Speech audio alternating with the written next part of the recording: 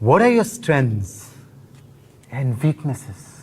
Sir ये सबसे चूतिया सवाल है सर. सबसे पहले तो स्ट्रेंथ है ही नहीं. In English, please. I'm telling you. Why will I tell you my weaknesses? मैं आपको अपने स्ट्रेंथ वीकनेस के नाम पे बताऊंगा.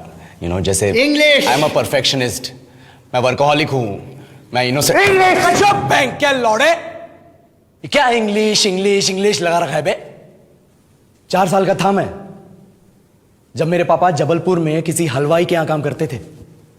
खुद तो कभी स्कूल गए नहीं, इसलिए अपनी गांड घिस घिस के मुझको स्कूल में भर्ती करवाया. अब कहने के लिए तो वो इंग्लिश मीडियम स्कूल था, लेकिन साले हमारे टीचर लोग खुद हिंदी में बात करते थे.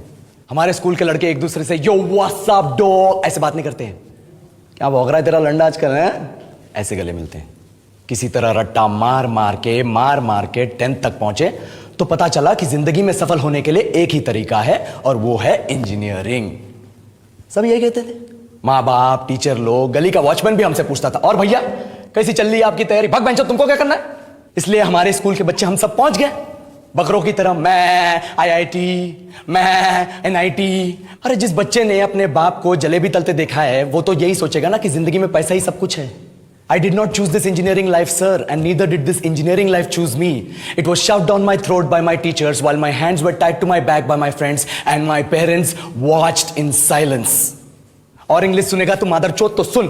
10th के बाद 2 साल लग गए इस कॉलेज में घुसने के लिए. कोचिंग में निकाल दिए, ना कुछ खेले ना कुछ सीखे. और 2 साल बाद जब यहां पहुंचे तो पता चला कि बड़े शहरों के कॉन्वेंट स्कूल के पढ़े बच्चे जब अंग्रेजी में बात करते हैं तो मरे हुए फूल भी खिल उठते हैं. आहा, हवा में ऑक्सीजन की मात्रा बढ़ जाती है इनकी अंग्रेजी सुन के. और पूरे कॉलेज की लड़कियां इन इंग्लिश स्पीकिंग लड़कों को अपना जीवन साथी.com मान चुकी है. तुझे क्या लगता है? मुझे कभी लगा नहीं कि मैं अपनी अंग्रेजी पे काम करूं, अपने पर्सनालिटी पे काम करूं. बहुत लगा. ये चूतिया इंडस वैली सिविलाइजेशन का जो एजुकेशन सिस्टम बिठा के रखे हो, जिसमें हर साल में 10 सब्जेक्ट, हर सब्जेक्ट में theory, practical, viva, lab work, external, internal, majors, minors, assignment, project, thesis, गांड मार के रख लिया हमारी. महीनों तक नहाना भूल जाते हैं हम लोग और फिर हमारा परसेप्शन बना देते हो कि हम ऐसे ही रहना चाहते हैं. अब इस साल में एक बार कल्चरल फेस्टिवल आता है, एक बार. उसके लिए भी प्रोफेसर से भीख मांगनी पड़ती है. अरे बिना इंग्लिश बोले, बिना लड़कियों से बात किए कौन गांडू रहना चाहता है वैसे?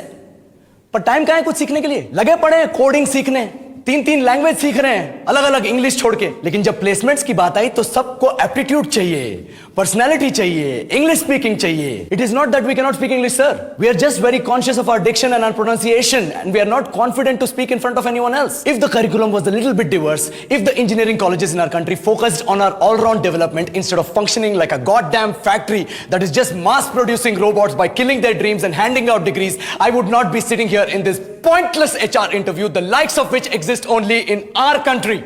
ये लो सर, बोल दिया मैंने 4 और लाइन अंग्रेजी में. अब बताइए, क्या मैं आपके मल्टीनेशनल कंपनी के लायक हूं? Do I have the potential to be a slave of your esteemed organization?